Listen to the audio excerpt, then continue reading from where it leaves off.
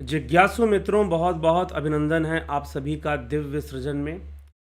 प्रत्येक दिवस की भांति आज भी हम यहाँ पर लाइव चर्चा का कार्यक्रम शुरू कर रहे हैं, थोड़ा विलंब से, लेकिन कार्यक्रम शुरू हो चुका है। तो आप सबका बहुत बहुत स्वागत है इस कार्यक्रम में।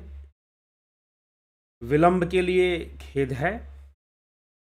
तो चलिए आज हम अपने इस कार्यक्रम को आगे बढ़ाते हैं, और यह आज का जो हमारा विषय है वह है सोम क्या है, सोम रहस्य, सोम रस क्या है और सोम का रहस्य क्या है। मिस्ट्री ऑफ सोम। सोम किसे कहते हैं, सोम रस किसे कहते हैं, आज हम इन्हीं विषयों पर हम चिंतन करेंगे। और वैदिक प्रमाण हमारे वेदों में, पुराणों में, स्मृतियों में, उपनिषदों में भी सोम शब्द का प्रयोग कई जगह पर हुआ है। ऋग्वेद के अंदर जो नवम मंडल है, जो नवा मंडल है, पवमान मंडल के नाम से, या उसे सोम मंडल के नाम से जानते हैं, जो नवा मंडल है उसमें सबसे अधिक सोम की चर्चा मिलती है, उसे सोम मंडल के नाम से भी जानते हैं। ऋग्वेद के 10 मुख्य मंडलों में जो नवम मंडल है उसमें सोम की चर्चा सबसे अधिक पाई जाती है। लेकिन अन्य जगहों पर भी, निरुक्त में भी, अन्य उपनिषदों में भी सोम को बताया गया है, सोम को समझाया गया है। तो हम आज यह समझने का प्रयास करेंगे कि सोम क्या है, सोम किसे कहते हैं। तो सोम के विषय में जो सबसे प्रचलित बात है, क्योंकि इसका कई तरीके से इसके ऊपर वीडियोस बनाई जाती हैं और कई तरह के लेख लिखे जाते हैं, लेकिन आज हम एक निष्कर्ष पर पहुंचने का प्रयास करेंगे कि सोम क्या है। अगर आप YouTube पर सर्च करोगे कि सोम क्या है तो आपको सोम के बारे में बताया जाएगा। हालांकि वह पूर्ण वक्तव्य हम उसे नहीं मान सकते। क्यों नहीं मान सकते? कि जब आप पूरी बात नहीं लेंगे तब तक आप निर्णय पर कैसे पहुंचेंगे कि सोम क्या है। गीता के किसी एक श्लोक को पढ़कर हम नहीं कह सकते कि गीता में ऐसा बताया गया है या वैसा बताया गया है। नहीं, यह बिल्कुल अन्याय है। जो इस तरह की घोषणा करते हैं वो कहीं ना कहीं उस शास्त्र के साथ अन्याय ही कर रहे हैं। वैसे ही किसी एक तथ्य को लेकर हम यह नहीं कह सकते कि सोम फला चीज है या सोम फला चीज है। ठीक, वैसे ही देवताओं को लेकर भी हम नहीं कह सकते कि देवता कौन है, फला देवता है या फला देवता है। नहीं, देवता एक कॉन्सेप्ट है, देवता एक अवधारणा है। उस जैसे राष्ट्र एक अवधारणा है, जैसे नदी, नदी एक अवधारणा है, एक कॉन्सेप्ट है नदी। कैसे भाई? नहीं, नदी तो बहता हुआ पानी जहां जी नहीं, किसी भी पानी को आप नदी नहीं बोल सकते। जो बहता हुआ पानी है, जो दो सीमाओं को, दो किनारे बनाकर, दो ही किनारे होते हैं उसके, तीसरा या चौथा किनारा नहीं होता। तालाब के कई किनारे होते हैं, समंदर के कई किनारे होते हैं, लेकिन नदी के किनारे नहीं होते। दो ही किनारे होते हैं नदी के। जो दो किनारों की मर्यादा में बहती हुई, पर्वतों से निकलकर समुद्र में समाती हुई, अब नदी, अब ऐसी चीज चाहे अमेरिका में हो, भारत में हो, इंग्लैंड में हो, रूस में हो, कहीं पर भी हो, उसको हम नदी ही बोलेंगे। हाँ, उस नदी का अलग अलग नाम दे दिया जाए वो एक अलग बात है। तो नदी एक अवधारणा है, एक कॉन्सेप्ट है। वैसे ही देवता भी एक कॉन्सेप्ट है। उस अवधारणा पर जो भी खरा उतरता है वो देवता है। तो देवताओं के ऊपर पहले भी हम वीडियो कर चुके हैं, आगे भी लाएंगे, क्योंकि लोग पूछते हैं कि भाई, और कई तरह के भ्रम। कुछ लोग कहते हैं कि 33 कोटि देवता हैं, उसको 33 करोड़ समझ लेते हैं, वो भी गलत है। फिर कुछ लोग कहेंगे कि 33 कैटेगरी के देवता हैं, तो वह भी धारणा अपूर्ण है देवताओं के विषय में, कि मात्र 33 कैटेगरी है, ऐसी बात नहीं है। ठीक, फिर जो है 33 देवताओं की चर्चा बृहद आरण्यक उपनिषद में आता है, और उस समय प्रश्न पूछा जाता है जब याज्ञवल्क्य मुनि से शांडिल्य का प्रश्न, तो उसमें वो देवताओं के विषय में बताते हैं। 33 देवताओं की वहां चर्चा करते हैं, ना 33 श्रेणी की चर्चा करते हैं, ना 33 कोटि की चर्चा करते हैं, 33 देवताओं की चर्चा करते हैं, लेकिन उसका खंडन भी कर देते हैं कि देवता मात्र इतने ही नहीं है कि 33 से भी वो 6 देवता बताते हैं, फिर 3 देवता बताते हैं, फिर 1.5 डेढ़ देवता बताते हैं, 2 देवता बताते हैं, और अंत में 1 देवता बताते हैं। और वह एक देव कौन है? आत्मा। आत्मा ही वह एक वन देव है, एक देवता है। और देवता का मतलब गॉड नहीं होता, देवता का मतलब एंजल भी नहीं होता, ध्यान रखिएगा। देवता का मतलब एंजल भी नहीं होता है, और देवता का मतलब गॉड भी नहीं होता है। देवताओं को मानना मतलब पॉलीथीज्म भी नहीं होता है, ठीक। इसका कोई संबंध पॉलीथीज्म से नहीं है, ठीक।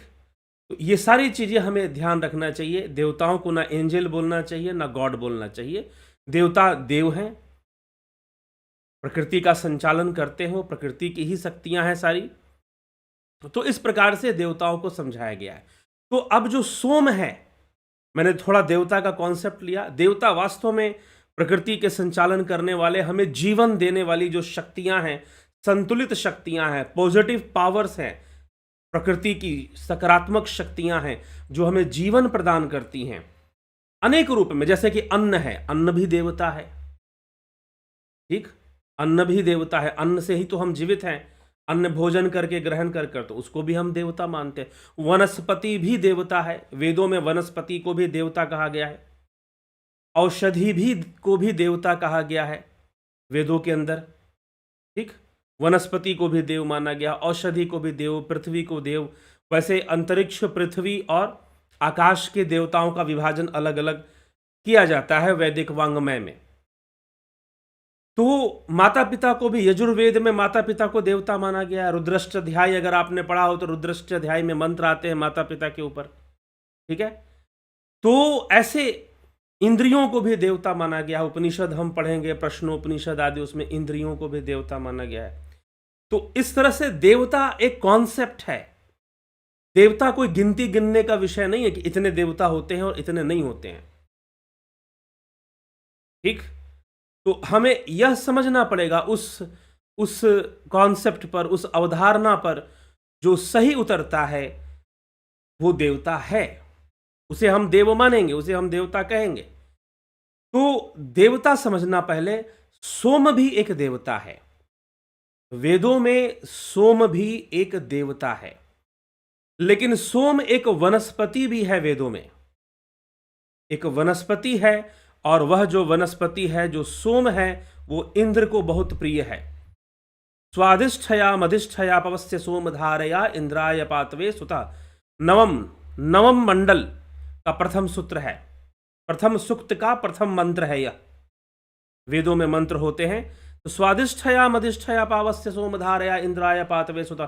सोम इंद्र को प्रिय है, स्वादिष्ट और शक्तिवर्धक है। कुछ ऐसी व्याख्या इस मंत्र में है, ऋग्वेद के मंत्र में। सामवेद में भी यह मंत्र पाया जाता है, और यही मंत्र यजुर्वेद में भी पाया जाता है जहां सोम की चर्चा है। लेकिन ऋग्वेद के नवम मंडल में, जो कि सोम के नाम से ही है, पवमान के नाम से और सोम के नाम से उस मंडल का नामकरण होता है, तो सोम की चर्चा उसमें सबसे अधिक प्राप्त होती है। लेकिन अलग अलग जगहों पर सोम की चर्चा अलग अलग ढंग से भी की गई है, ठीक। किस किस ढंग से की गई है सोम की चर्चा, थोड़ा सा हम उस पर अगर हम ध्यान देंगे तो बहुत सारे तथ्य हमारे सामने आएंगे। फिर तो सोम को औषधि, निरुक्त शास्त्र में औषधि सोम सुनोते पदेम विष्णुवंती, अर्थात सोम एक औषधि है जिसको कूट पीस कर इसका रस निकालते हैं।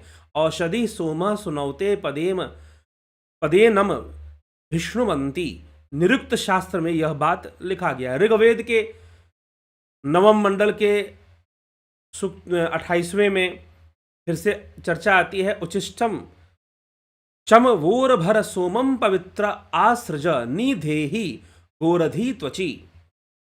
उलूखल और मूसल द्वारा निशोपादित सोम को पात्र से निकालकर पवित्र कुशा के आसन पर रखें और अवशिष्ट को छानने के लिए पवित्र चर्म का प्रयोग करें। तो उसको छानना पड़ता है। एक एक प्लांट है जिसके रस को निकाला जाता है, और रस को निकालने के बाद उसकी शुद्धिकरण करने के बाद जो तत्व बचता है उसको सोम कहा जाता है। यह भी ऋग्वेद सूक्त में, ऋग्वेद के मंत्रों में यह भी बताया गया है सोम के विषय में। ठीक। और सोम के विषय में ऋग्वेद के प्रथम मंडल में भी चर्चा आता है। इमे सोमास इंदवः सुतासो अति बर्हिषि ताम इंद्र सहसे पीब। हे इंद्र, आनंद देने वाले सोम आसन पर कूट कर रखते हैं और इनको बल के लिए पान करते हैं। मतलब इंद्र देव जो है सोम का पान क्यों करते हैं? बल के लिए पान करते हैं। बल की प्राप्ति, शक्ति वर्धन के लिए वह सोम का पान करते हैं। तो सबसे पहला सोम का अर्थ क्या है कि यह एक औषधि रूप में है, औषधि रूप में है, और यह किसी वनस्पति का रस है। वैसे कहा जाता है कि यह वनस्पति पर्वतों में पाई जाती है, ज्यादातर हिमालय के पर्वतों में इसको पाया जाता है, ऐसा भी कहा जाता है। एक और इसमें रामायण से संबंधित एक पौराणिक घटना आती है कि रामायण का युद्ध खत्म होने के बाद वानर सेना पर देवताओं ने सोम वर्षा की थी। सोम वर्षा की थी। तो देवताओं ने सोम वर्षा मतलब अमृत वर्षा। सोम का एक अर्थ अमृत है, सोम का अर्थ औषधि है। तो औषधि और अमृत लगभग मिलती जुलती सी बात है, समझने में ज्यादा कठिनाई नहीं है। तो अमृत वर्षा की थी, सोम वर्षा की थी देवताओं ने वानर सेना के ऊपर। तो जब अमृत वर्षा देवताओं ने की, सोम वर्षा देवताओं ने की, तो सारे वानर जो थे वो जीवित हो उठे थे।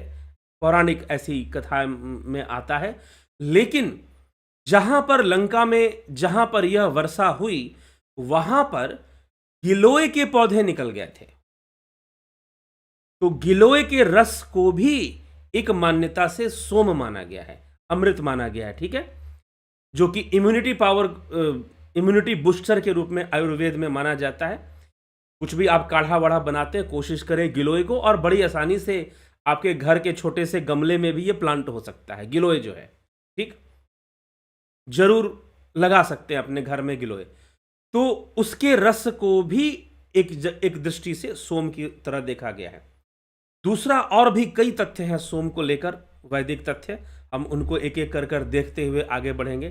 फिर कहा गया है ऋग्वेद के 10वें मंडल में भी एक चर्चा आ जाती है, सोमम यह ब्राह्मणों विदुर्ण तस्यास्नाति कश्चन। अर्थात कि सोम जो है वास्तव में ज्ञान का सोम है। जो ज्ञानियों को, योगियों को जिस सोम का ज्ञान है उसे कोई खा नहीं सकता। जो ज्ञानी ब्राह्मण है, जो ज्ञानी योगी है, उनके सोम को कोई खा नहीं सकता। उस सोम का पान योगी जन करते। वो एक दूसरे सोम ममृता अभूम, अपाम सोम ममृता अभूम। ऋग्वेद के 8वें मंडल में भी इसकी चर्चा है। देखो, हमने सोम पान किया है और हम अमृत हो गए हैं। अपाम सोमम मृता अभूम, अपाम सोमम मृता अभूम। ऋग्वेद के 8वें मंडल में 48वें सूक्त 3रे मंत्र में यह बात कही गई है कि हमने सोमपान किया और देखो हम बलशाली हो गए हैं, हम अमरत्व को प्राप्त कर चुके हैं। ठीक। फिर ऋग्वेद में और भी सोम की चर्चा आ गई है कि सोम से अमरत्व मिलता है। सोमम मन्यते पपिवान यत समर्पिष्यन्ते औषधिम। ये औषधि कूटते हैं, पीसते हैं, उसमें सोम का पिया जाना है, कूटना पीसना, ये औषधि के रूप में। तो अब सोम के कई अर्थ बनते हुए दिखाई देते हैं। औषधि सोमम सुनोते पदेनम विष्णुवंती। कूट पीसकर इसका रस निकाला जाता है। पहला सोम तो इसी को हम समझे, और ज़्यादातर जगहों पर आपको ऐसे ही सोम की चर्चा मिलेगी। इसी को सोम बताकर दिखाया गया होगा, ऐसा आपको प्राप्त होगा। लेकिन सोम के और भी कई अर्थ हैं, सोम के और भी कई अर्थ हैं, तो उनको भी हम देखें क्या कहा जाता है सोम के बारे में। एक सोम विद्या नामक भी सोम है। सोम का अर्थ सौम्य भी लिया गया है।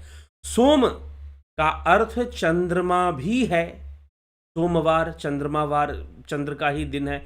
सोम का अर्थ चंद्रमा भी है और चंद्रमा भी अमृत प्रदान करता है। भगवान शिव ने चंद्रदेव को अमृत प्रदान किया था जब उनका क्षय हो रहा था, तो इसी के नाम पर सोमनाथ ज्योतिर्लिंग, प्रथम ज्योतिर्लिंग के नाम से प्रसिद्ध है। ठीक, तो सोम को सौम्या औषधयः, सौम्या वैदिक साहित्य में सौम्या औषधयः, सौम्या औषधय मतलब कि सोम एक सौम्य औषधि है। सोम औषधि नामधिराजः, सोम जो है सभी औषधियों का राजा है। सोमो वै राजौषधि नामः, औषधो ही सोमो राजा, सोम जो है औषधि का राजा है। यह बात कई बार बताई गई है। ठीक है, आगे सोम को और भी यजुर्वेद में भी देवानाम भाग उपनाह एष शरीरम, यह जो सोम को शुक्र, रेत और इंद्रिय भी कहा गया है। शुक्रम च्युत यजुर्वेद में 19-20 में, मतलब 19वें अध्याय में, तो शुक्रम च्युतम योनिम भी प्रतिपद्यते संसृज्यते चार्तवेन ततो अग्नि सोम संयोगात संसृज्यमानो गर्भाशय मनु प्रतिपद्यते क्षेत्रज्ञ। जो शुक्राणु है, जो वीर्य है, शुक्र वीर्य है, यहां पर शब्द जो प्रयोग हुआ है शुक्रम च्युत योनिम भी प्रतिपद्धते संसृज्यते चार्तवेन, इनको भी सोम कहा जा रहा है। जो शुक्र वीर्य है मतलब जो शुक्र शक्ति है, जो संतान उत्पन्न करने की शक्ति है पुरुष के अंदर, मेल के अंदर, उसको भी सोम कहा गया है, उसको भी सोम कहा गया है। इंद्रायम पवते मदः सोमो मरुत्वते सुतः, उपनिषदों में भी सोम की चर्चा की गई है। इंद्रायम पवते, कि वह इंद्र सोम अर्थात शांति स्वरूप और शांतिदायक है, वह परमात्मा जो शांतिदायक है, वह ब्रह्म, उसको भी सोम कह दिया गया है।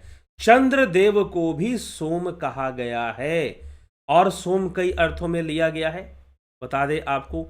सोम वै पवमान, पवमान को भी सोमो व इंद्र, इंद्र को भी सोम कहा। सोमो रात्रि, सोमो वै पर्ण, रात्रि में चंद्रदेव को भी सोम कहा गया है। सोमो वै पलाशः, पलाशः जानते, पलाश का वृक्ष होता है, पलाश का एक पलाश एक वनस्पति है, पलाश का वृक्ष होता है, और जो पलाश है वह चंद्रमा का वृक्ष है। पलाश जो है चंद्रमा का, अगर आप ज्योतिष वनस्पति ज्योतिष एक होता है, वनस्पति ज्योतिष का अध्ययन करेंगे तो ग्रहों से संबंधित वनस्पतियों का अध्ययन होता है कि कौन से ग्रह की कौन सा पौधा है, कौन से ग्रह का कौन सा वृक्ष है। तो वनस्पति, तो सोम जो है, चंद्रमा जो है, इसलिए पलाश को भी सोम कहा गया है। सोम व पलाशः, पलाश को क्यों? क्योंकि पलाश का जो वृक्ष है या पलाश का जो पौधा है वो चंद्रमा का पौधा माना जाता है वनस्पति ज्योतिष के अनुसार, तो पलाश को भी सोम कहा गया है। और सुन लीजिए, सोम को दही भी कहा गया है। वैसे सोम रस जो वनस्पति से निकलता है, गिलोय का रस हो चाहे जो भी, उसमें दही मिलाकर, उसमें मीठा मिलाकर आप उसका पान कीजिए, क्योंकि वो कड़वा होता है, ऐसे भी मान्यता है। कई जगहों पर सोम रस को मदिरा के रूप में लोग मान लेते हैं, तो मदिरा का वर्णन तो कहीं नहीं आता। ऋग्वेद में तो वैसे ही मदिरा पान के लिए मना किया गया है, क्योंकि वह मनुष्य की चेतना को नुकसान पहुंचाता है, वह सचेत बन के नहीं रह पाता, उसकी चेतना का स्तर गिर जाता है जब वो मदिरा के नशे में होता है। तो कुछ लोग सोम रस को मदिरा की तरह ही मान लेते हैं, लेकिन कहीं भी वैदिक वांग्मय में या ऐसे मदिरा का वर्णन नहीं। हाँ, इसे देवता पीते हैं, अमरत्व के लिए पीते हैं। अब समुद्र मंथन से भी सोम प्रकट हुआ, वहां पर भी सोम शब्द का प्रयोग होता है पुराणों के अंदर। समुद्र मंथन से सोम प्रकट हुआ, तो सोम का एक अर्थ अमृत है, औषधि है। सोम का अर्थ चंद्रमा भी है, ठीक है, सोम का अर्थ चंद्रमा भी है। सोम का अर्थ शुक्र भी है, शुक्र वीर्य मतलब शुक्र शक्ति, जिससे कि संतान की उत्पत्ति, शुक्राणु जिनको कहा जा रहा है यजुर्वेद में, उनको भी सोम से जोड़ा जा रहा है। तो सोम का अर्थ शुक्राणु भी है। तो सोम के सोम को कई अर्थों में लिया गया है, और एक अर्थ जो सोम का समझाया जाता है हमारे वेदों में, वह क्या है उसको भी हम समझें। तो सोम स्वादुष्किलायाम मधुमाम उतायम तीव्रः कीलायाम रसवाम उतायम उतोन्वस्य पापी वान समिद्रम समिंद्रम, मतलब कि सम इंद्रम, यहां पर इंद्रदेव के लिए कहा गया है। न कश्चन सहत आहवेशु, छठे मंडल की चर्चा है। हे शूरवीर जनों, जो यह सुंदर स्वाद से युक्त निश्चय करके और यह मधुर है, मधुर आदि गुणों से युक्त निश्चय करके तेजस्वी और वेग युक्त, और यह बड़ी औषधि का प्रशंसित रसयुक्त सार है। क्या है? यह रस युक्त जो किलायाम रसवाम उतायम, यह जो रस युक्त सार है, इसको भी पीने वाले इंद्र और शूरवीर राजा लोग को संग्रामों में शीघ्र कोई भी नहीं हरा सकता, नहीं सहता। उनको ज्यादा देर तक कोई सह नहीं पाएगा उनकी वीरता को। तो यह ऋग्वेद का यह मंत्र है, स्वादुष्किलायाम मधुमाम उतायम तीव्र किलायम रसवाम उतायम उतोनवश्य पपिवांसमिंद्रम न कश्चन सहत आहवेशु। ठीक, आहवेशु, राजा आदि शूरवीर को भी संग्रामों में नहीं हरा सकता। यह जो औषधियों से जो वेग, हे शूरवीर जनों, जो यह सुंदर स्वाद से युक्त निश्चय करके और यह मधुरादि गुणों से युक्त निश्चय करके तेजस्वी और वेग युक्त है, तो उसमें बहुत शक्ति है। यह रसवान बड़ी औषधि का प्रशंसित रस युक्त सार है। इसका पान करके देवता और राजागण, यहां पर इंद्र का अर्थ राजा लिया हुआ है, तो इंद्र आदि बहुत शक्तिशाली हो जाते हैं और इनको कोई पराजित युद्ध भूमि में नहीं कर सकता। ठीक, ये इनको कोई सह नहीं सकता अधिक देर तक, ऐसे लिखा हुआ है। ज्यादा देर तक इनको कोई झेल नहीं सकता इनकी शक्ति को युद्ध के भूमि में। तो सोम के बारे में यह लिखा गया, लेकिन साथ ही ऋग्वेद में और एक बात, दसम में मंडल में, सोमम मन्यते पपिवान यत संविस्सन्नत औषधिम सोमम यह ब्राह्मणो विदुर्न शासनाति कश्चन, कि सोम को मात्र औषधि मत समझो, सोम ज्ञानियों के द्वारा पान किया जाने वाला अमृत है। जो ज्ञानी योगी जिसको योग साधना में प्राप्त करते हैं, उसको पान किए जाने वाला अमृत है। सोम के विषय में यह भी कहा गया है। एक और मंत्र हम लेते हैं जो कि योग तंत्र से आता है। योग के तंत्र तांत्रिक शास्त्रों में मोक्ष प्राप्ति के जो साधन बताए गए हैं, उसमें एक जगह पर साधन में मांस मध्य इन सब चीजों की चर्चा, मांस मध्य मैथुन, इन पंचमकार बोलते हैं तंत्र का, उनकी भी चर्चा की गई है, लेकिन वो आध्यात्मिक रहस्य के रूप में की गई है। तो मद्यपान में, मद्यपान क्या होता है? वैसे तो मदिरा होता है, लेकिन यहां पर जिस तरह का मद्यपान की चर्चा तंत्र में, योग तंत्र में, हठ योग भी तंत्र का विषय है, ठीक है, तंत्र योग का विषय है, उसमें कैसी चर्चा की गई है उसको भी हम देखते हैं। सोम के बारे में क्या कहा गया है? सोम धारा छरेद, सोम धारा छरेद यातु ब्रह्मरंध्राद वरानने पित्वानंदमयस्ताम यह स एव मध्य साधक। शिव उवाच है, शिव कहते हैं, हे वरानने, क्योंकि ये शिव ग्रंथ से लिया गया है, शिव के तंत्र ग्रंथ से लिया गया है, शिव के आगम ग्रंथों से यह लिया गया है। शिव कहते हैं, हे वरानने, हे पार्वती, ब्रह्मरंध्र से सोमधारा बहती है, उसका पान करके जो दिव्य आनंद की अनुभूति करते हैं उन्हें ही मध्य साधक कहते हैं। मध्य साधक कौन है भाई? मध्य मतलब मदिरा मान लिया जाता है, वैसे तो नहीं। यहां पर भगवान शिव माता पार्वती को इंगित कर कर जितने भी आगम ग्रंथों में, जैसे कि शिव ग्रंथों में जो त्रिक दर्शन के अंतर्गत और शैव दर्शन के अंतर्गत जो आते हैं, शिव सूत्र हमने देखा है, स्पंदकारी का भी हमने सुना है, तो विज्ञान भैरव तंत्र में भी शिव पार्वती संवाद है। तो शिव पार्वती संवाद का ये अंग है। भगवान शिव माता पार्वती से कहते, क्या कहते हैं? सोमधारा छरेद यातु ब्रह्मरंध्राद वरानने पित्वा आनंदमयस्ताम यस एव मध्य साधका। शिव उवाच है, हे वरानने, ब्रह्मरंध्र से सोमधारा बहती है उसका पान कर कर जो दिव्य आनंद की अनुभूति करता है। ब्रह्मरंध्र कहां पर है भाई? अब शिव संहिता के अंदर ब्रह्मरंध्र यहां पर बताया गया है, जहां अमृत का स्थान है, चंद्रमा का स्थान बताया गया है, जहां सहस्रार चक्र है। तो सोमधारा छरेद ब्रह्मरंध्र, ब्रह्मरंध्राद वराणे पित्वा आनंद मस्त्वाम यस एवं मध्य साधक। अंदर में हम अंदर भीतर में तालु कुहर के अंदर ब्रह्मरंध्र का स्थान बताया गया है। अब इस अमृत को पीने के लिए एक विधि बताई जाती है, खेचरी मुद्रा, खेचरी साधना, अमृत साधना भी बोलते हैं उसको, अमृत साधना। तो खेचरी मुद्रा भी चर्चा में आता है। इसको गो मांस भक्षण क्रिया भी के नाम से भी हठ प्रदीपिका ग्रंथ में लिखा हुआ है, स्वात्माराम जी ने, नाथ संप्रदाय का ग्रंथ है। तो जो है इसको अमृत बोला गया है, जो ब्रह्मरंध्र से बरसता है उसको अमृत बोला गया है, जो कि खेचरी मुद्रा से उस अमृत, वैसे वो अमृत बरसता रहता है, खेचरी मुद्रा से उसका रक्षण होता है। वो जठराग्नि में जाके भस्म हो जाता था, लेकिन अब उसका पान होगा तो अमृत पान होगा। तो इस प्रकार से खेचरी मुद्रा की चर्चा भी अमृत के संदर्भ में की जाती है, सोम के। तो सोमधारा छेद, सोमधारा कहां से बह रही है? सोमधारा, इसको भी सोम कहा जा रहा है ना। सोमधारा ब्रह्मरंध्र से प्रवाहित हो रही है, सोमधारा ब्रह्मरंध्र से बह रही है, तो इसको भी सोम कहा गया। तो अब देखिए सोम किस किस बात को सोम कह दिया गया। नंबर 1, सोम एक वनस्पति जो कि पहाड़ों में पाई जाती है, उसका रस है सोम। कई लोग इसी को सोम मानते हैं, और मैंने देखा YouTube पर कई वीडियोस इसी बात को बताते हैं कि अफगानिस्तान की पहाड़ियों में, तो यहाँ की पहाड़ियों में एक पौधा पाया जाता है जिसका रस निकालने से सोम निकलता है, और वो देवता उसे पीते थे, इंद्र इसे पीते थे।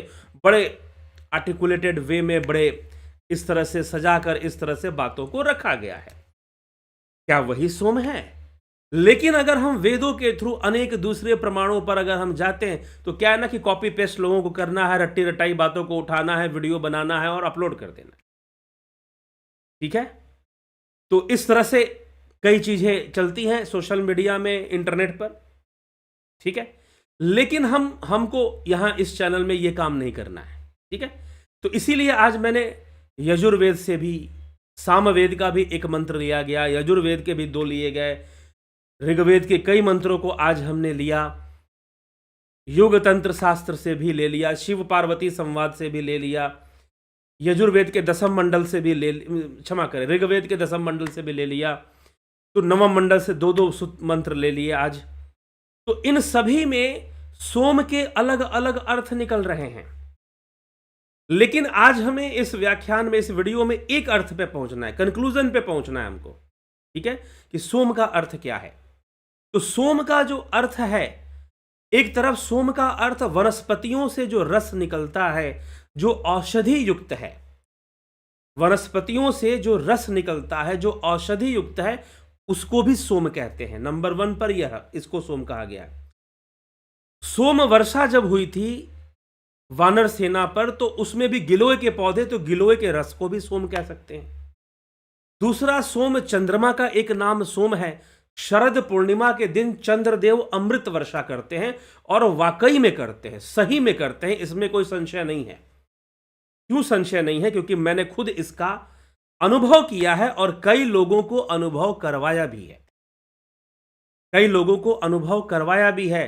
शरद पूर्णिमा के दिन आप कफ विकार को दूर करने वाली औषधि का एक सेवन करें, तो निश्चय ही आपको अस्थमा का प्रॉब्लम जो है, कई लोग अस्थमा के प्रॉब्लम से ग्रसित होते हैं, अगर वो औषधि शरद पूर्णिमा के दिन खाते हैं, आधी रात को चंद्रमा की रोशनी में बैठकर, तो उनको अस्थमा की बीमारी से बहुत बड़ा राहत मिलेगा। लगभग एक बार अगर शरद पूर्णिमा के दिन खा लेंगे, तो साल भर उसका असर रहेगा। थोड़ा परहेज उसमें करना पड़ता है, थोड़ा परहेज उसमें करना पड़ता है। तो शरद पूर्णिमा के दिन चंद्रदेव अमृत वर्षा करते हैं, तो चंद्रमा को भी सोम, चंद्रमा अमृत स्वरूप है। चंद्रमा स्वयं अमृत स्वरूप है, तो चंद्रमा को भी अमृत रूप माना गया है। तो इसीलिए चंद्रमा, और दूसरी चीज, एक और बात, जो चंद्रमा है वो शुद्धिकरण करता है सूर्य का, सूर्य की किरणों का शुद्धिकरण कर देता है। कैसे कर देता है? चंद्रमा से जो प्रकाश निकलता है वास्तव में सूर्य का ही प्रकाश है, लेकिन चंद्रमा सूर्य की सभी किरणों को छोड़कर मात्र सफेद रंग को ही ग्रहण करता है, जिसमें सब कुछ समाया हुआ है और शीतलता है, उसके अंदर शीतलता है। तो चंद्रमा, सूर्य में बहुत सारी विषैली किरणें हैं, विकिरण, जिसको हम विकिरण बोलते हैं, विकिरण, जैसे कि अल्ट्रावायलेट, इंफ्रारेड और बहुत सारे ऐसी किरणें हैं जो हमें बहुत नुकसान पहुंचा सकती हैं। तो उन सभी विषैली किरणों को रोककर मात्र अमृतमय किरणों को ही चंद्रमा ग्रहण करता है और रात्रि के समय हमें प्रदान करता है, पूर्णिमा के दिन हमें प्रदान करता है, और शरद पूर्णिमा के दिन वो अमृत वर्षा करता है। तो सोम चंद्रमा का भी एक नाम है, सोम। यजुर्वेद के एक मंत्र के अनुसार, उसके कथन के अनुसार जो है, एक जगह पर शुक्र मतलब रेत, यानी शुक्राणुओं को, शुक्र वीर्य, शुक्र शक्ति को, वीर्य मतलब बल, तो शुक्र वीर्य को भी सोम माना गया है, इसको भी सोम कहा गया है। ठीक है, तो इस तरह से कई अर्थों में पलाश के वृक्ष को भी सोम कहा गया है। और सोम एक देवता भी है, कि वेदों में कहा गया कि सोम देवता को क्या नाम दिया गया?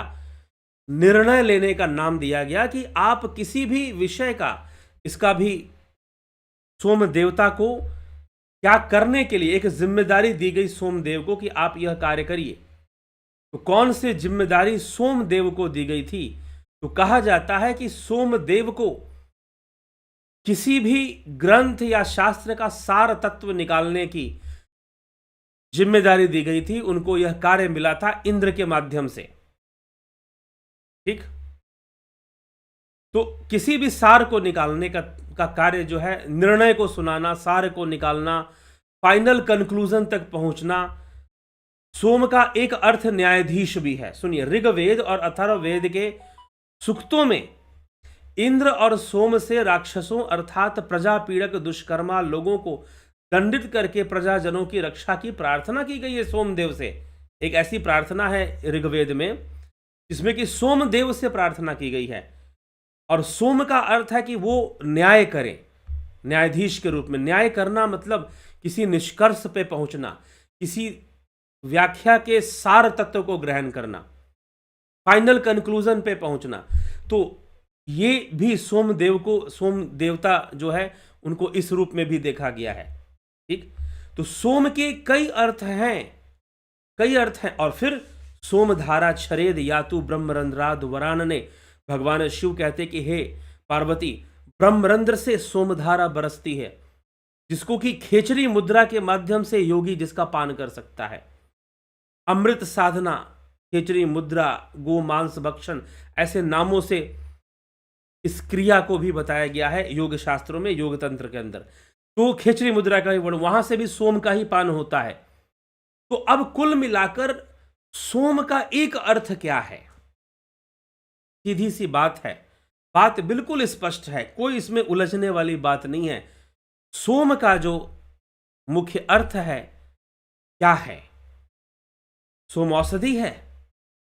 नहीं तो फिर क्या है? हम विचार करेंगे कि सोम क्या है। तो यहां पर जो कहा गया कि हे शूरजनों, जो सुंदर स्वाद से युक्त निश्चय करके, यह मधुर आदि गुणों से युक्त निश्चय करके, तेजस्वी और वेग युक्त, बड़ी औषधि का प्रशंसित रस युक्त सार है। एक शब्द को पकड़ लीजिए, सार। सोम कोई एक निश्चय वस्तु नहीं है, नंबर 1 चीज यह स्पष्ट हो गया। अगर आप वैदिक वांग्मय को देखते हैं और पुराणों में अलग अलग जगह पर जहां जहां सोम शब्द का प्रयोग हो गया है, सोम रस या सोम धारा, जैसे कि इस श्लोक में भी सोमधारा छरेद, सोमधारा शब्द का प्रयोग हुआ है। सोम रस या सोमधारा यह मात्र किसी विशेष वस्तु या किसी वनस्पति से निकलने वाले रस मात्र के लिए नहीं है। एक जगह दही को भी सोम कहा गया है। दही को भी सोम कहा गया है, घी को भी सोम कहा गया है। क्यों? क्योंकि दूध के मंथन, दही के मंथन से भी सोम, जो घी तत्व, मक्खन निकलता है, मक्खन से घी निकलता है, उसका सार निकल रहा है। सोम व दधी ऐसे भी लिखा हुआ, सोम व दधी, कि दही भी सोम है। और वनस्पति का जो रस सोम निकलता था उसको भी उसमें मिलाकर देवता उसका पान करते थे। यज्ञ में अग्निदेव को अर्पित होता था सोम। बाद में उस सोम मिले हुए दही को जो दूसरे लोग हैं देवताओं के प्रसाद के रूप में ग्रहण करते थे, ऐसा भी वर्णन मिलता है। तो सोम मात्र एक सोम जो है वह मात्र एक वनस्पति का रस मात्र नहीं है। कंफ्यूज, इसका मतलब यह है कि आप पक्षपाती हो गए हैं। आपने एक सूत्र कहीं से पढ़ लिया, एक श्लोक पढ़ लिया, उसी को आखिरी मान लिया, उसी को आपने आखिरी मान लिया। तो ऐसा नहीं है, बहुत बड़ी गलती कर रहे हैं आप। अगर सोम का अर्थ निकालने में कोई एक सूत्र या कोई एक मंत्र पढ़कर अर्थ निकाल रहे हैं तो बहुत भारी गलती कर रहे हैं। तो वनस्पति का जो रस है, जो सार है, उसको, उनको पेरना, उनको छानना, उनको मथना, इन क्रियाओं से गुजरने के बाद सोम निकलता है। मतलब कि सोम डायरेक्ट रस नहीं है, उसको फिर छाना जाएगा, मथा जाएगा, फिर निकलेगा सोम। मतलब सोम का अर्थ होता है, सोम का अर्थ है सार तत्व। और वनस्पति के औषधि युक्त जो शक्तिवर्धक था उसको यज्ञ में भी प्रयोग करते हैं, इसलिए सोम देवता हुआ, सोम यज्ञ हुआ। ये सब सारी चीजें वहां पर चर्चा आ जाती हैं। फिर इसी के साथ सोम, और क्या विषय है सोम के? सोम, चंद्रमा भी सोम है, चंद्रमा से बरसने वाला अमृत भी सोम है, ब्रह्मरंध्र से बरसने वाला अमृत भी सोम है, उसको भी सोम कहा जा रहा है। दही को भी सोम कहा गया है। पलाश को भी, पलाश का वृक्ष जो कि चंद्रमा का वृक्ष माना जाता है, वनस्पति ज्योतिष में चंद्रमा का वृक्ष पलाश के वृक्ष को बोलते हैं, उसको भी सोम कहा गया है, उसके भी रस को सोम कहा गया है। गिलोय के रस को भी सोम माना गया है। तो सोम कोई निश्चित वस्तु नहीं है, सोम है सार। सोम का अर्थ है सार तत्व। किसी भी विषय का जो सार है वह सोम है। अब हमारे शरीर के अंदर जो सबसे ज्यादा ऊर्जा, जो सबसे ज्यादा एनर्जेटिक जो कोशिकाएं हैं, जो सेल है, उसको हम कहते हैं शुक्राणु, स्पर्मेटोजोआ, स्पर्म सेल जिसको बोलते हैं, सबसे ज्यादा एनर्जेटिक माना जाता है। हाईएस्ट नंबर ऑफ माइटोकॉन्ड्रिया जो एनर्जी पैदा करता है, तो उसको भी सोम कह दिया गया है। सोम एक ऐसा सार है जो कि अमृत के गुणों से भरा हुआ है। अब चाहे वो मनुष्य के रक्त का सार शुक्राणु के रूप में हो, अब चाहे वो वनस्पति का सार हो, अब चाहे वो शिव द्वारा चंद्रदेव को दिया हुआ अमृत हो, चंद्रमा का सार हो, अब चाहे वो सूर्य की किरणों का सार हो।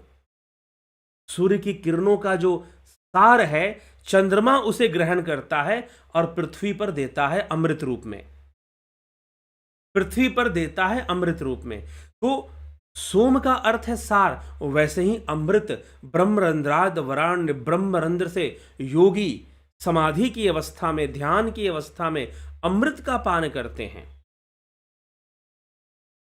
अमृत का पान करते हैं। वो घट के भीतर अमृत का पान करते हैं। वह जो अमृत है, वह जो अमृत है, उस अमृत का पान वो किया करते हैं। तो घट में अमृत का पान होता है सहस्रार से, ब्रह्मरंध्र से। तो वो जो अमृत का पान है उसको सोम धारा कहा जा रहा है, वह भी सोम है। कुल मिलाकर अमृत, आध्यात्मिक रूप से उस अमृत का पान जो कि साधना, जो आत्मज्ञानी अपने ध्यान योग में लीन होकर प्राप्त करता है, जिस आनंद की प्राप्ति करता है, वह आनंद भी सोम है। वह आध्यात्म का रस है, वह आनंदानुगत समाधि को प्राप्त करता है। वही आध्यात्म का रस है, आध्यात्मिक रस है। तो सोम को आध्यात्मिक रस के रूप में भी देखा गया है। कुल मिलाकर अगर हम एक कंक्लूजन पर पहुंचे तो सोम एक ऐसा सार है, एक ऐसा सार है, चाहे वह, अब हम कोई प्रवचन या कोई व्याख्यान है उसके सार को भी हम, ऋग्वेद का सोम क्या है, ऋग्वेद का सोम ऋचा है, यजुर्वेद का यजु है, उनके यजु में ही सारे सार है उनके। यजु मतलब मंत्रों को यजु बोलते हैं, ऋग्वेद के मंत्रों को ऋचा भी बोलते हैं, सामवेद के मंत्रों को सामन भी बोलते हैं, सामन के नाम से जाना जाता है, अथर्ववेद के मंत्रों को बस मंत्र ही बोलते हैं। ठीक, तो मुख्य रूप से अगर आपसे कभी पूछा जाए कि किसके सूत्रों को मंत्र या सूक्त बोला जाता है, मंत्र कहा जाता है, और 4 वेद का नाम हो तो उसमें अथर्ववेद होगा, क्योंकि ऋग्वेद में ऋचा, यजुर्वेद में यजु और सामवेद में सामन चलता है। तो इस तरह से मंत्रों का जो सार है उसको भी हम सोम कह सकते हैं।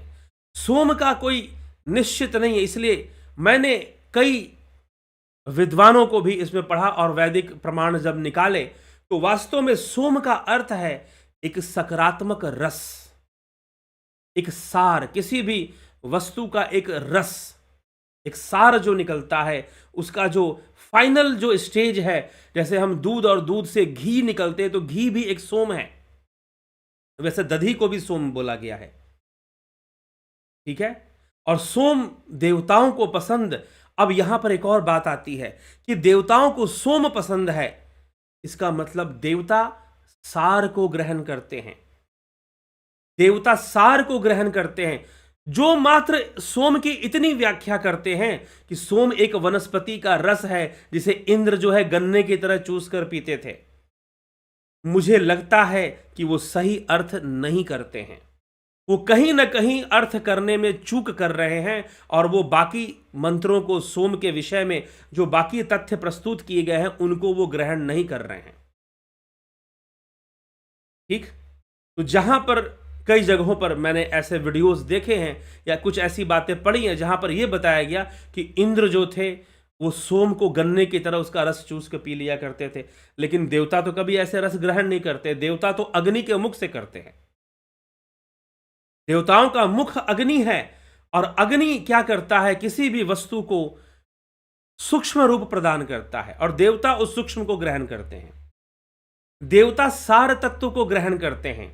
इसीलिए अग्नि के माध्यम से हम देवताओं को जो भी अर्पित करना है वो यज्ञ में, हवन में हम अग्नि को अर्पित करते हैं। इसलिए जो हवन है एक दान है, देवताओं को किया गया दान।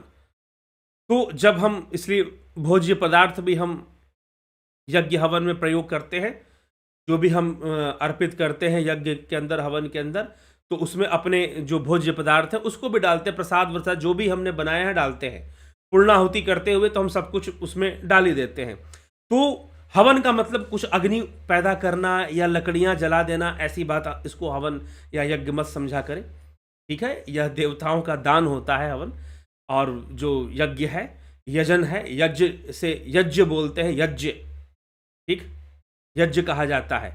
तो यज्ञ में यजन होता है देवताओं का, याचना होती है उनकी, और उनको दान दिया जाता है, क्योंकि देवता बिना मांगे हमें देते हैं, हमें जीवन देते हैं, हमें श्वासें देते हैं, बहुत कुछ। ये शरीर, हमारे इंद्रियों को भी देवता कहा गया, उपनिषदों के अंदर नेत्र हो गए, ज्ञान इंद्रिया, कर्म इंद्रिया, इनको भी देवता बताया गया है। तो देवता एक कॉन्सेप्ट है, एक अवधारणा है, देवता की कोई निश्चित गिनती नहीं करनी चाहिए। और कुछ लोग बहुत विद्वान बनते हैं, सोचते हैं कि, अब समस्या यह है कि जो चीज ज्यादा प्रचलित हो जाती है हम उसी को सत्य मान लेते हैं, यहीं पर सबसे बड़ा भ्रम हो जाता है। बहुत आजकल तो इंटरनेट का जमाना है, पैसा फेंको, किसी चीज को वायरल करो, बहुत बड़ी बात नहीं है। अगर आप बहुत ज्यादा अपनी चीज को वायरल करना चाहते हैं, थोड़ा पैसा फेंकिए, आप वायरल होना, सोशल मीडिया पैसा मांगता है, सोशल मीडिया के जो लोग बैठे हुए हैं उनके ऊपर आप पैसा लगा दो, आप वायरल होना आसान काम हो जाता है। ठीक है, तो इसलिए जो है हमें वास्तविक विषय वस्तु को समझना है। तो सोम, वास्तव में सोम का जो निष्कर्ष निकलता है, सोम देवता को निष्कर्ष निकालने का दायित्व भी दिया गया, इंद्र को दिया गया दंड देना, तुम वो दंड देंगे और ये निष्कर्ष पर पहुंचेंगे, न्याय करेंगे। निष्कर्ष का भी मतलब है सार, किसी भी घटना के, किसी भी बात की सार तक पहुंचना, उसके निष्कर्ष, फाइनल पॉइंट तक पहुंचना। तो सोम का अर्थ है सार तत्व, सोम का अर्थ है सार तत्व। वैसे ही अमृत का पान सार तत्व का पान है। शुक्राणु को भी सोम कह दिया गया क्योंकि वह रक्त का सार है। इसी तरह वनस्पतियों के रस को, जो औषधि वनस्पति हैं, गिलोय आदि है, उसको भी सोम कहा गया। चंद्रमा सूर्य से जो सकारात्मक किरणें हैं, जो अमृतमय किरणें हैं, उन्हीं को ग्रहण करता है, बाकी विषैली किरणों को चंद्रमा छोड़ देता है। तो सूर्य से अमृतमय किरणों को ग्रहण कर कर पृथ्वी पर देता है। चंद्रमा भी सोम है और चंद्रमा से निकलने वाली किरणें भी सोम कहलाती हैं। अमृत वर्षा चंद्रमा, तो चंद्रमा को भी सोम कहा गया है। सोमदेव के नाम से चंद्रमा को भी, पुराणों में भी कथा आती है कि प्रजापति दक्ष ने अपनी 27 कन्याओं का विवाह सोम से किया।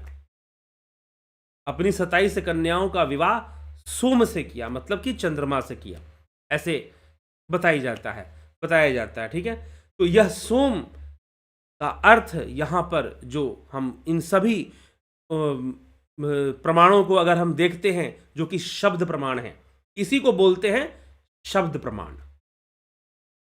और शब्द प्रमाण प्रमाण के रूप में माना जाता है। जैसे कि शंभूक वध की कथा या सीता निर्वासन की जो कथा है वाल्मीकि रामायण में, अन्य रामायणों में कहीं नहीं पाई जाती, तो यह भी एक प्रमाण है। इसको बोलते हैं मीमांसा शास्त्र में अनुपलब्धि।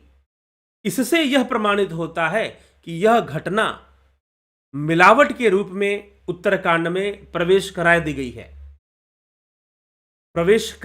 है। ठीक है, क्योंकि अन्य रामायणों में कोई नहीं लिखता। गोस्वामी तुलसीदास जी ने तो लव कुश का जन्म अयोध्या में बताया है। और बहुत तुलसीदास जी की जो चर्चा है वो दार्शनिक अधिक है, अत्यंत दार्शनिक है। दर्शन के हिसाब से, समझने के हिसाब से, जीवन दर्शन के हिसाब से तो बहुत ही श्रेष्ठ कृति है रामचरितमानस। ठीक, तो लेकिन फिर भी तुलसीदास जी ने लिखा है कि मैं जो भी लिख रहा हूं वो पिछले रामायणों के संदर्भ को लेकर ही लिख रहा हूं।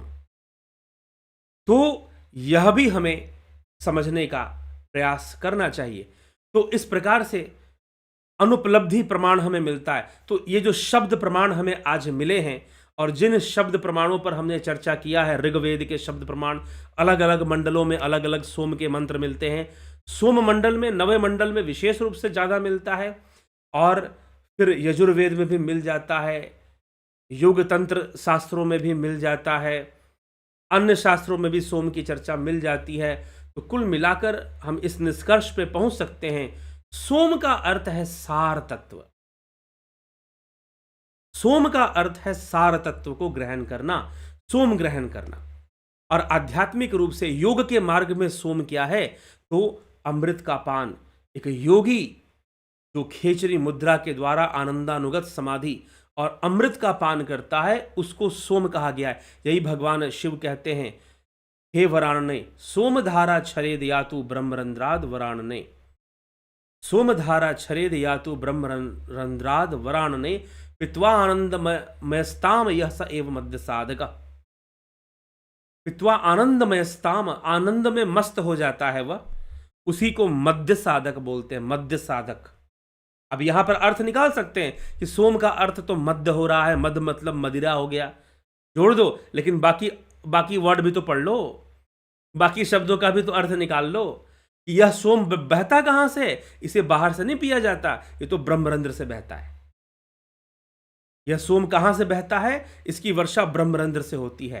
तो खेचरी मुद्रा में, ध्यान योग का जो कोर्स चलता है, ध्यान योग का जो कोर्स 23 नवंबर से जो शुरू होने वाला है, उसमें इसकी साधना करवाई जाती है, इस अमृत पान की साधना करवाई जाती है। ध्यान योग के कोर्स में अमृत पान की साधना, सोमपान की साधना करवाई जाती है। तो जो साधक सोमपान के इच्छुक हैं, मध्य साधक बनना चाहते हैं, जो साधक सोमपान के इच्छुक हैं, वह ध्यान योग का कोर्स जरूर ज्वाइन कर लें।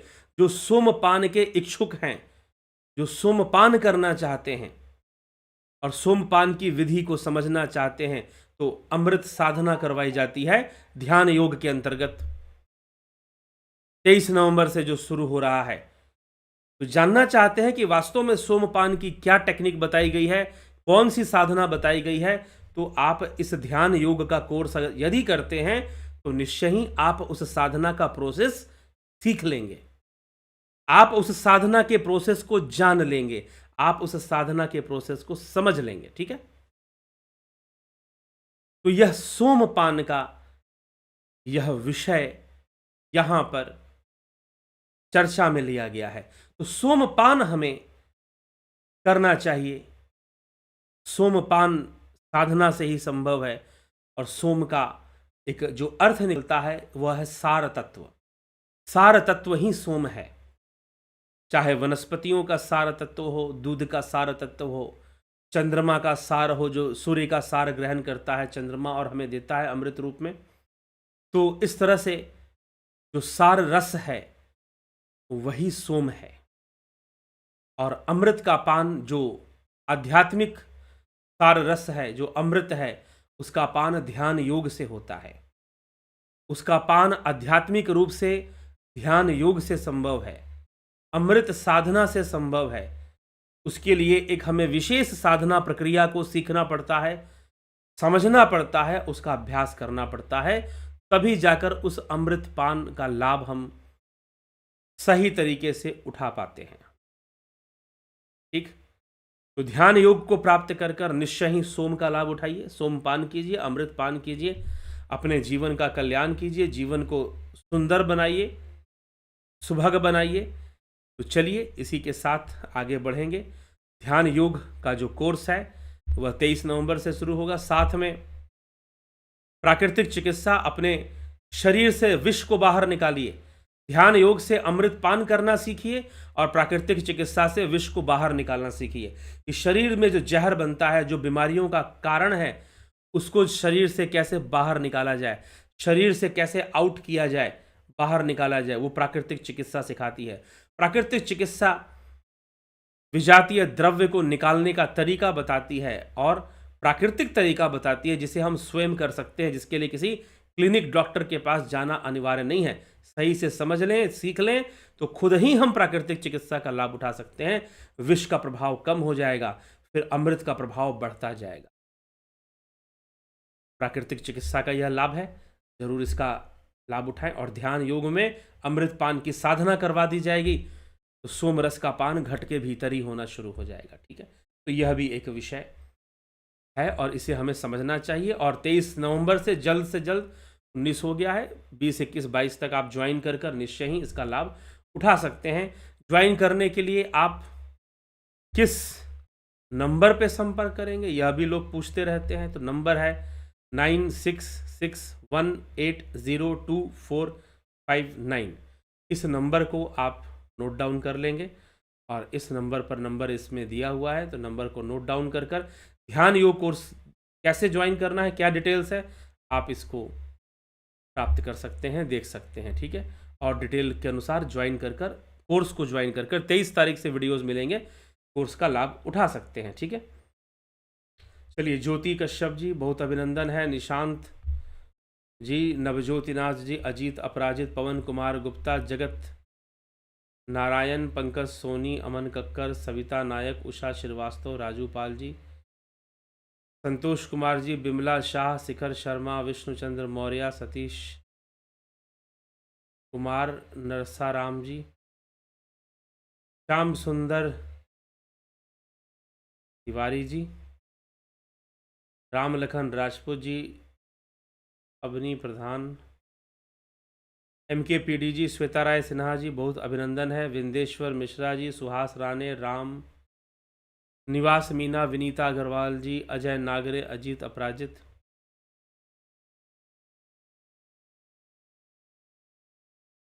आप सत्य कहते हो, आत्मा ही सच्चे दृष्टा और चित्त ही सच्चे दृश्य है।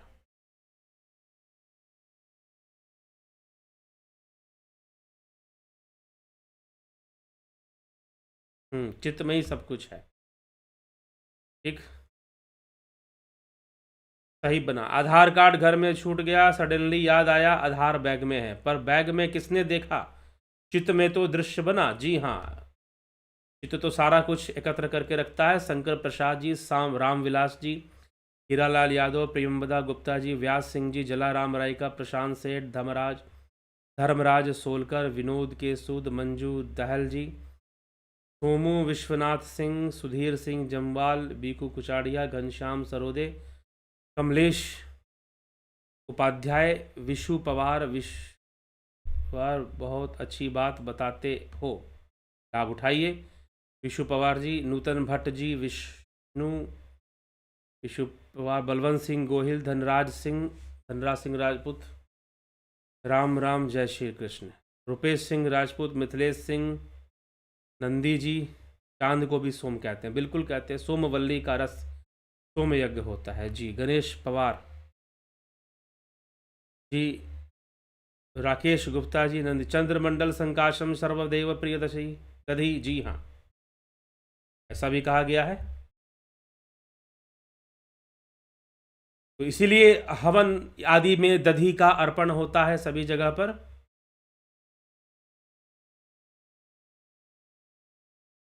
तो नूतन भट्ट जी, बहुत अभिनंदन है आप सभी का।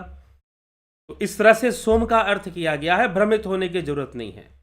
और इस वीडियो को आप शेयर करें ताकि लोग सही सही सोम का अर्थ समझे कि सोम का क्या अर्थ है, वास्तव में क्या अर्थ है। तो सोम का कोई निश्चित अर्थ नहीं है, किसी खास वनस्पति का ही रस सोम नहीं है। ठीक है, बस इतना मैं कहना चाहता हूं। और इसको समझे, नहीं तो अब वनस्पति ढूंढने में लग जाओ तो क्या देवता बन जाओगे, मिल भी गया कुछ वनस्पति। ठीक, तो देवता का कॉन्सेप्ट, इसलिए मूल षड दर्शन का अध्ययन जरूरी है। षड दर्शन का अध्ययन जरूरी है। आप पिछले हमारे जितने भी बड़े बड़े विद्वान हैं, जितने भी बड़े बड़े योगी हैं, उनमें आप नाम ले लीजिए महर्षि दयानंद सरस्वती, स्वामी विवेकानंद, ठीक, और भी जो योगाचार्य, जो हमारे तिरुमल्लई कृष्णमाचार्य जो थे, बहुत बड़े योगी, फादर ऑफ मॉडर्न योगा भी उनको कहा जाता है, मॉडर्न हठ योग, स्पेशली हठ योग के लिए। तो टी कृष्णमाचार्य हो गए, और भी कई योगी आदि हो गए, जो कि इन सब की एक विशेषता थी। जानते हैं क्या विशेषता थी? ये सब ने षड दर्शन का गहन अध्ययन किया था। षड दर्शन, महर्षि दयानंद सरस्वती तो मानते ही हैं षड दर्शन को, समझे बिना सनातन धर्म आप समझते ही नहीं हो। अगर आप पुराणों को पढ़कर मात्र समझना चाहते हो तो आपको कुछ समझ में नहीं आएगा कि सनातन धर्म किसको कहते हैं। महर्षि दयानंद सरस्वती के अनुसार मात्र षड दर्शन को समझकर ही यह संभव है, और षड दर्शन को समझकर फिर पुराणों को पढ़ो तो पुराणों में सही सही बात आपको पकड़ में आएगी, और यह भी पता चलेगा कहीं मिलावट हुआ है तो कहां पे मिलावट हुआ है। ठीक, तो वैदिक विचारधारा को समझाने के लिए षड दर्शन की रचना की गई थी। छह दार्शनिक शास्त्रों की रचना हुई थी। तो ये हमें समझना चाहिए, और इस प्रकार से किसी कंक्लूजन पर हमें कैसे पहुंचना है वो हमें शास्त्र ही बताते हैं। तो यहां पर शब्द प्रमाण के आधार पर हम यही समझ पाते हैं कि जो सोम है वह वास्तव में एक सार तत्व है, चाहे वो किसी वनस्पति का सार हो, दूध का सार घी के रूप में, दही के रूप में हो, चाहे वह जो है हमारे भीतर अमृत प्राप्त योग साधना में मिलने वाला अमृत भी सोम है। तो किसी सार तत्व को सोम कहकर यहाँ बुलाया जा रहा है, और सोम शब्द से अनेकों जगहों पर अनेकों बातें लिखी गई हैं। ठीक है, तो चलिए इसी के साथ हम सोमपान करना सीखें, और ध्यान योग का जो कोर्स है वो सोमपान करना सिखाता है, ऐसी क्रिया आपको बताता है जिससे कि हम उस अमृत से जुड़ सकें और आनंद का अनुभव कर सकें। तो जरूर लाभ उठाइए, जो 23 नवंबर से ध्यान योग का कोर्स शुरू हो रहा है। तो चलिए आज की चर्चा हम यहीं पर विराम देते हैं, समाप्त करते हैं। आगे श्रीमद् भगवद गीता पर शुरू करेंगे हम। तो हो सकता है कि 1-2 दिन कुछ अन्य विषयों पे चर्चा चलती रहे, और फिर श्रीमद् भगवद गीता पे जो है शुरू हो जाएगा वीडियोस आपको मिलना। ठीक है, तो चलिए इसी के साथ विराम देते हैं। कल फिर मिलते हैं लाइव चर्चा में 9 PM पर। बहुत बहुत आभार आप सभी का।